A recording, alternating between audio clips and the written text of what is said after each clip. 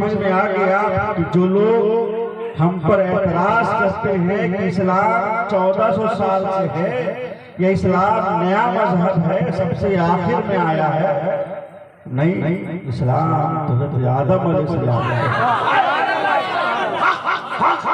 दीन वाहिद की दावत आदम ने भी दी, दीन वाहिद की दावत नूह ने भी दी, दीन वाहिद की दावत इब्राहिम ने भी दी, दीन वाहिद की दावत ईसा ने भी दी, और दीन वाहिद की दावत रसूलुल्लाह।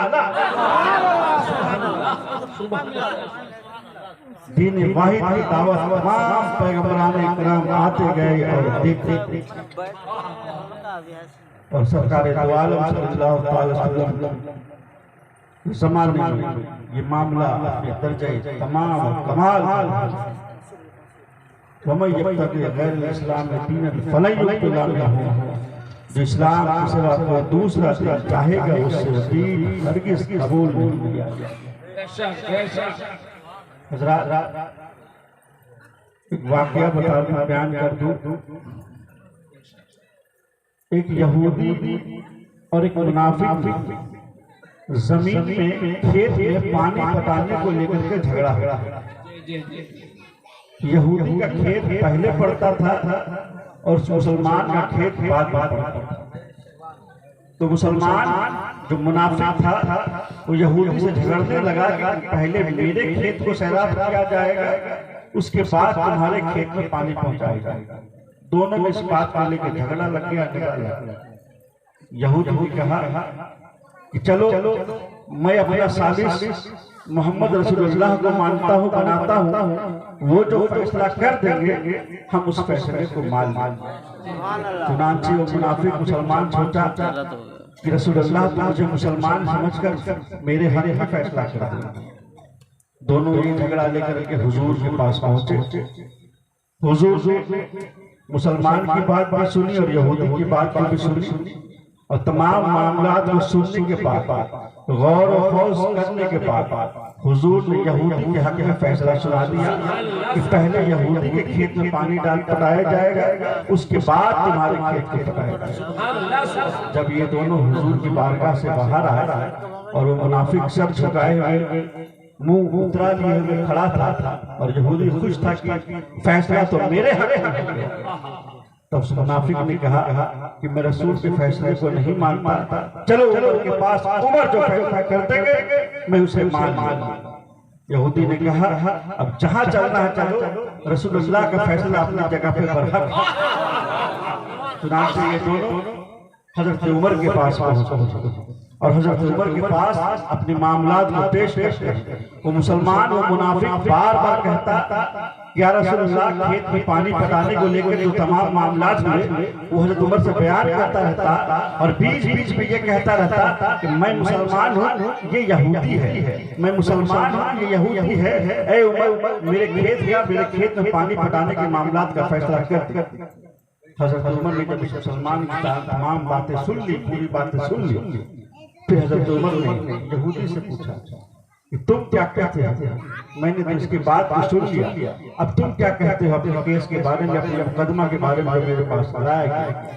यहूदी कहता है हुजूर बस मैं एक ही बात कहूँगा, ठीक है ये शख्स मुसलमान है, मैं यहूदी हूँ, लेकिन एक बात सुन ली जाए, यही फैसला आपसे पहले हुजूर सरवरे कौनैन के फैसले के जाया गया था और हुजूर ने फैसला मेरे हक में कर दिया। हजरत उमर की आंखें लाल हो गई। हजरत उमर ने उस मुनाफिक से फितना पूछा, क्या ये बात सही है कि हुजूर ने ये फैसला इस यहूदी के हक में कर दिया है? मुसलमान मुंह को नीचे किए हुए गमगीन होकर बोलता है, जी हाँ, हुजूर ने फैसला यहूदी के हक में किया था। जुर्म मुसलमान का साबित हो गया।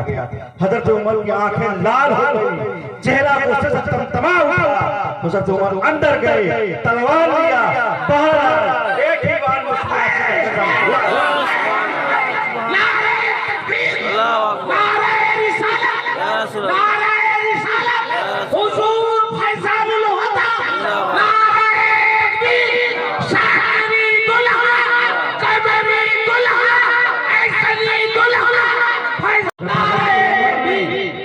हजरत उमर ने उस मुनाफिक मुसलमान के सर को उड़ाया तो मुनाफिकों ने शोरो होगा शुरू कर दिया, हल्ला मचाना शुरू कर दिया कि उमर तो मुसलमानों को कत्ल करते हैं, अपने भाइयों को कत्ल करते हैं, कौन मुसलमान होगा, ये तो मुसलमान। मुनाफिकों ने हल्ला बनाया, ये माहौल बनाया। ये जब हल्ला हुआ, आवाज पहुंचते हुजूर तक आवाज पहुंची, तो हुजूर ने हज़रत उमर को अपने पास, और हुजूर ने हज़रत उमर से पूछा, उमर क्या मामला है, सुन रहा हूं तुमने किसी मुसलमान को कत्ल कर दिया है। अभी हज़रत उमर बोलने ही वाले थे कि फौरन जिब्रील अमीन आयत लेके नाजिल हो गए, जिसका मफहूम ये है कि या रसूलल्लाह, कसम है आपके परवरदिगार की, वो उस वक्त तक मुसलमान नहीं हो सकता जब तक कि अपने झगड़े में आप अपना हाकिम न मान ले, फैसला कर दे, अपने दिलों में कोई खलीस हाकिम न रखे, पूरे दिल से तस्लीम। नारे तकबीर, नारे रिसालत,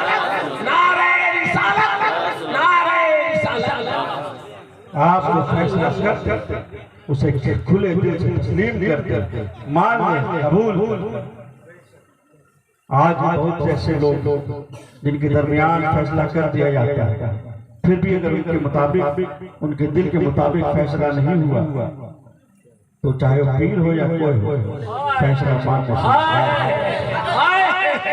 से तो ऐसे लोगों को बचना चाहिए। सरकार की बारगाह में चंद सहाबाए कराम मौजूद थे।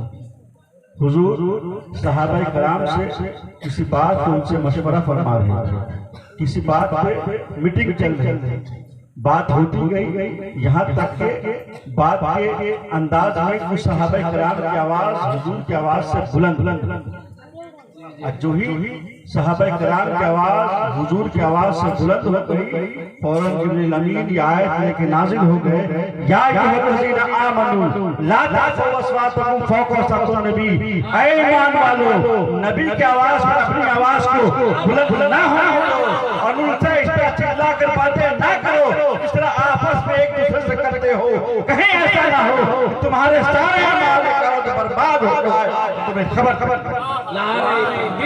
नारे रिसालत, हुजूर सैयद शाह फैसलुल हुदा, नारे तकबीर। नबी की आवाज पे अपनी आवाज को बुलंद ना होने, अगर नबी की आवाज पर अपनी आवाज को बुलंद करोगे तो तुम्हारे सारे अमाल बर्बाद करते जाएगा, तुम्हें पता।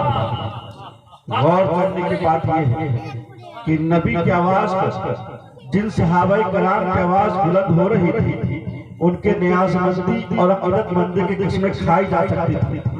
जज्बात दिलों में ऐसा हो गया वो न दिल की कायनात तौक़े रिसालत के जज्बे से मामूर, तनक़ीद शान रसूल की बात तो ख्वाब में भी नहीं सोच सकते, लेकिन अपने महबूब की रिफ़त शान के लिए जरा मशक़त इलाही का इतना एहतमाम से मुलाज़ा फरमाइए, कितनी बात की गवाही नहीं है कि बेख्याली में भी काकुल रुख से कोई बात हासिल हो जाए, जलाल शान के खिलाफ हो, वारह के इश्क़ के खिलाफ अपनी जगह पर है, दिले में का हाल भी छुपा हुआ नहीं है, मनसब की शौकतों का पास तो करना ही होगा, महबूब तखातुब करके चार पास की मौके पलक ताबीर की नज़ाकतों पर निगाह रखनी है, वह आवाज का लबो लहजा भी आजाद नहीं है। फिर आयत बाला में अंदाज़े बयां का वो देवर जिसके दहशत से खून सूख जाता है, वो ये है इंसान अपने सृष्टि के लिहाज से बेआब पर खता नहीं है, तरह तरह के मुआसी का बार बार इत्तेकाद करता है, लेकिन रहमत इस्लामी का कहसाने आम है कि किसी भी नए गुनाह के इत्तेकाद से वो नेकियों के पिछले सगीरे को बर्बाद नहीं करता। कुफ्र और शिर्क के अलावा बड़े से जुर्म के लिए यही कानून है कि मुजरिम ने किसी जुर्म का इर्तिकाब किया, नामा एबार में एक गुनाह का इजाफा हो गया, लेकिन पिछली नेकी अपनी जगह पर साबित और बरकरार है, लेकिन महबूब की शान में गुस्ताखी इतना बड़ा जुर्म है कि पिछली नेकियों का ज़ख़ीरा भी खत्म। नारे तकबीर, नारे रिसालत, ऐसे दुल्हा रिज़वाने दुल्हा कब्र दुल्हा। कि नबी के शान में गुस्ताखी करने से सिर्फ गुनाह का एक गुनाह का इंदराज नहीं होता, बल्कि पिछली नेकियों का ज़ख़ीरा भी खत्म कर दिया जाता है। जब क़यामत के दिन जली हुई खाक सामने आएगी, अचानक महसूस होगा हाय हाय हाय लुट गए, बर्बाद हो गए। अब नबी की बारगाह में गुस्ताखी करने के बाद लाख नमाजें पढ़ते रहो, मदारिसें बनाते रहो, यतीमों की किफायत करते रहो, गरीबों की मदद करते रहो, सब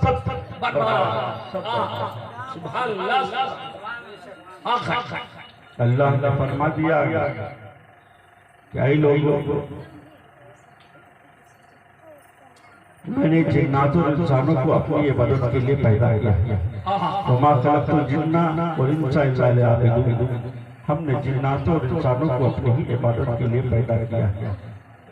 तो जब मस्जिद से सदा दी जाए, अज़ान दी जाए, तो मस्जिद में हाजिर हो जाए नमाज पढ़ने के लिए। नमाज जो वक्त पर कायम किया गया है, जो एक वक्त तय किया गया है, उन वक्तों में मस्जिद में हाजिर हो जाए और नमाज। लेकिन शायर कहता है मस्जिद तो बना ली पल भर में ईमान की हरारत, लेकिन अपना ईमान की हरारत, बुगदा वालों में ईमान की हरारत का क्या कहना है कि आपके पास अपनी एक मस्जिद तक नहीं, अपनी मस्जिद नहीं। पाता वाला में देखिए जरा सा कुछ मामला हुआ दूसरी मस्जिद तैयार है, यहाँ पे हम लोग एक मस्जिद तक नहीं बना, तो अपनी एक मस्जिद तामीर की। उन वक्तों ने जो बनाया है वो उसको छोड़िए और अपनी एक मस्जिद जो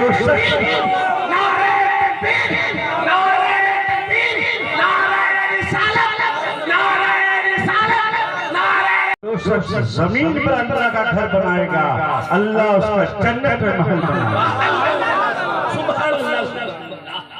और मस्जिद जब बनाइएगा और उसमें नमाजें पढ़िएगा तो मस्जिदें आपकी गवाही देगी, या अल्लाह, ऐ अल्लाह ये लोग नमाजी है, तेरी इबादत करते, तो उस वक्त आप बख्श दिए जाएगा। इसलिए मस्जिद बनाने की कोशिश कीजिए। एक दो लोग तो आज बोल रहे थे कि अगर मस्जिद के लिए लोग तैयार होते हैं तो बेस का जितना काम होता है उसका हम सारा कर सकते हैं।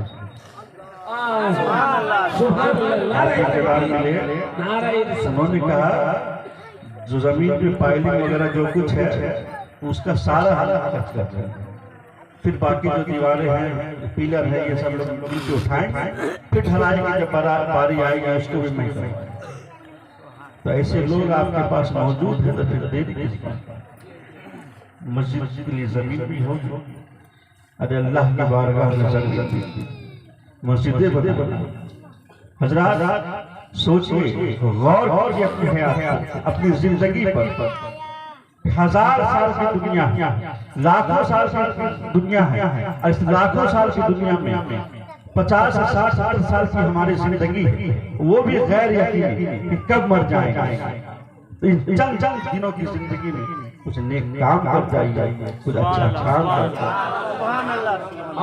हम लोग उस तरह से ताल्लुक रखने वाले हैं जहाँ हमें कुर्बानियाँ भी सिखाई गई है, मोहब्बत सिखाया गया है, हम औलियाए किराम से मोहब्बत भी करने वाले हैं, रब की बारगाह में सर भी झुकाने वाले हैं। हम औलियाए किराम के दिल बारगाह में दिलों को भी झुकाते हैं, रब की बारगाह में सर को भी झुकाते हैं। हम औलियाए किराम से मोहब्बत भी करते हैं और मोहब्बत भी करते हैं क्योंकि सरकार ने फरमा दिया अलमरउ मा मन हब्बा, हर इंसान का हश्र उसी के साथ जिससे वो मोहब्बत। सुभान अल्लाह, सुभान अल्लाह। तो हम गौस से मोहब्बत करते हैं, हम ख्वाजा से मोहब्बत करते हैं, औलिया किराम से मोहब्बत करते हैं, तो हमारा हश्र ईद दीन के साथ होगा, औलिया किराम के साथ होगा। और हम बुजुर्गों से मोहब्बत भी करते हैं तो नमाज भी पढ़ते हैं। हम वो नहीं है सिर्फ मोहब्बत करे और नमाज छोड़ दे, और ना ही इन लोगों की तरह है सिर्फ नमाज करे और वलियों की तरह को छोड़। कुछ लोग गौस के नाम पे लंगर लुटा रहे हैं, लेकिन गौस ने क्या मैसेज दिया उस पे अमल नहीं कर रहे। 40 साल तक ईशा की वजू से फज्र की नमाज पढ़ी है, लेकिन तुम नमाज क्यों नहीं पढ़ते? तुम नमाज का क्यों इनकार करते हो? तुम तो नमाज से फिरे हुए हो, जबकि रब ने फरमा दिया कि आओ रुकू करने वालों के साथ रुकू करो, सजदा करने वालों के साथ सजदा करो। सुभान अल्लाह। अब अगर कहे कि कौन सी नमाज पढ़े, क्या ये वही नमाज है? नमाज पढ़ने का तरीका क्या है? क्या ये सही है? अरे हुजूर ने जब फरमा दिया सल्लु कमा रायतुमूनी मुसल्ली, तुम नमाज वैसे पढ़ो जैसे मैं नमाज पढ़ते हुए देखते हो, वो सही नमाज पढ़ो। तो सहाबाए किराम ने रसूल को नमाज पढ़ते हुए देखा, उसी तरह सहाबाए किराम पढ़ने लगे। सहाबाए किराम नमाज पढ़ते हुए जिस तरह ताबईन ने देखा, उसी तरह ताबईन पढ़ने लगे। ताबईन ने नमाज पढ़ते हुए जिस तरह तबे ताबईन ने देखा, उसी तरह तबे ताबईन पढ़ने लगे। तबे ताबईन नमाज पढ़ते हुए जिस तरह सल्फुस सालिहीन ने बुजुर्गान दीन ने देखा, उसी तरह सल्फुस सालिहीन बुजुर्गान दीन करने लगे। और जिस तरह बुजुर्गान दीन करने लगे, उसी तरह हम लोग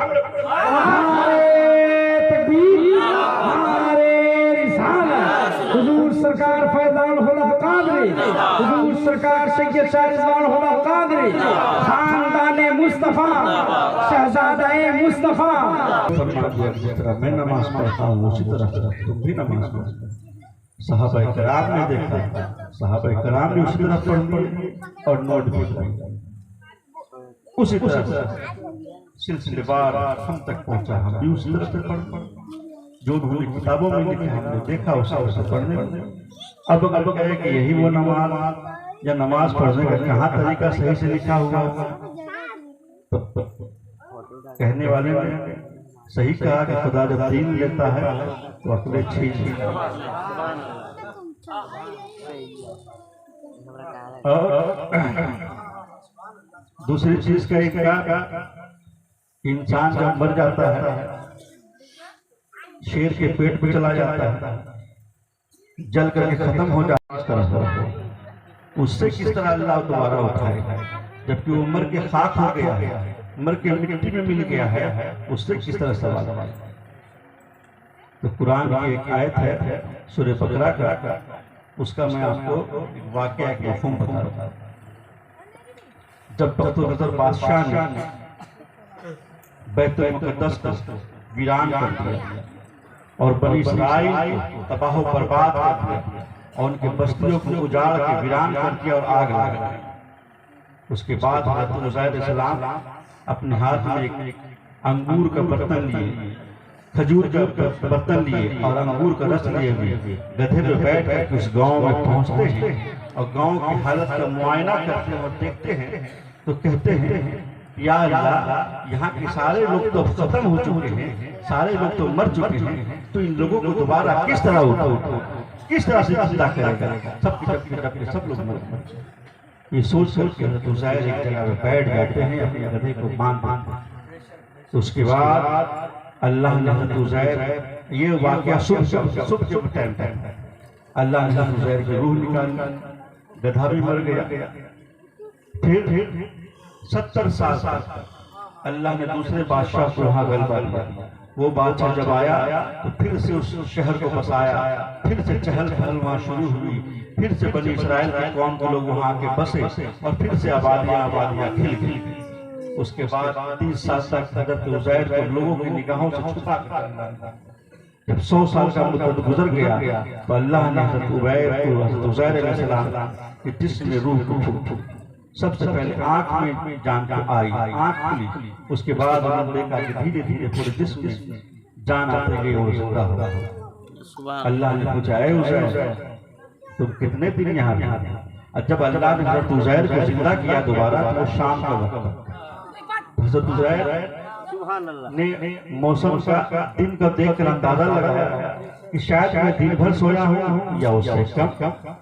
तो अल्लाह फरमाता है, ऐ उज़ैर क्या तुम ये सोचते हो कि तुम आज दिन भर सोए या उससे कम सोए हो?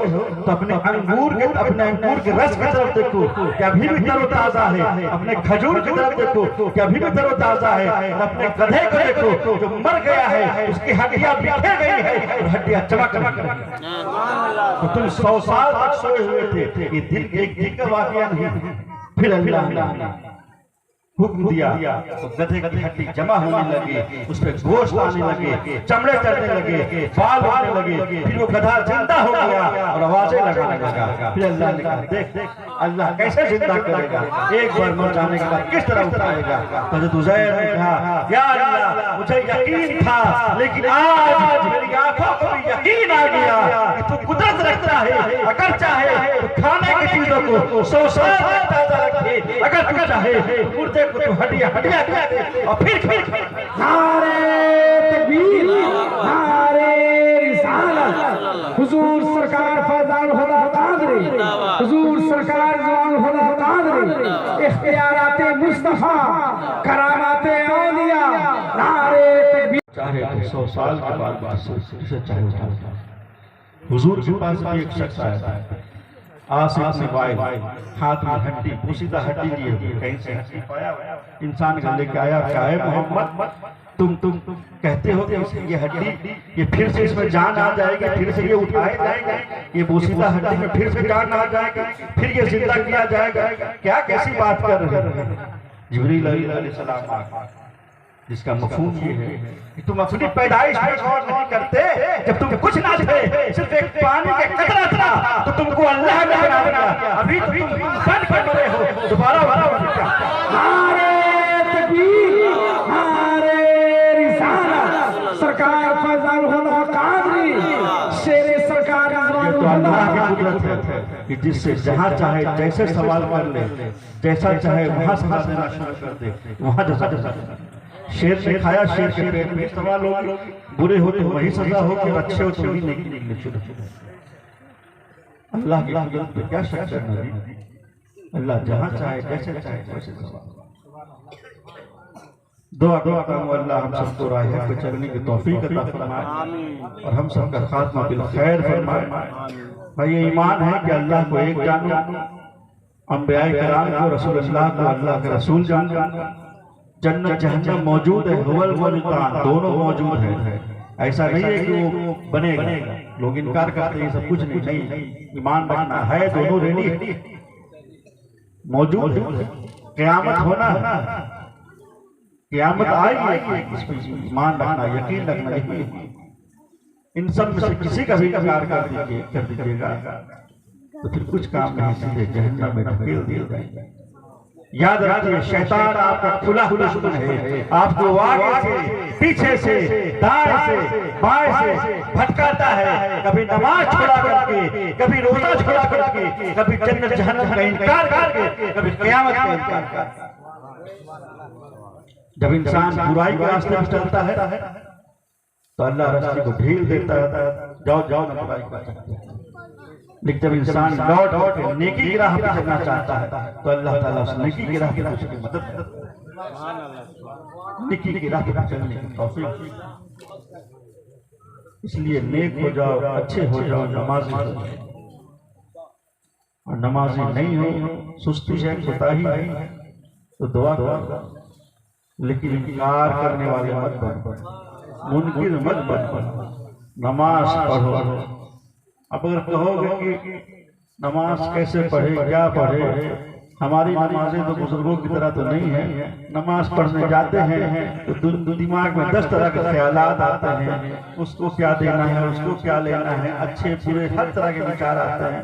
ऐसी नमाज पढ़ कर क्या फायदा, अल्लाह कबूल करेगा कि नहीं करेगा। तो मैं कहता हूँ हाजिरी बनाते रहो, अगर तुम्हारी हाजिरी पूरी नहीं रहेगी तो ही तुमसे इम्तिहान लिया जाएगा, और अगर तुम्हारी हाजिरी मुकम्मल नहीं हुई तो तुमसे सवाल भी नहीं होगा, सीधे जहन्नम में ढकेल दिया।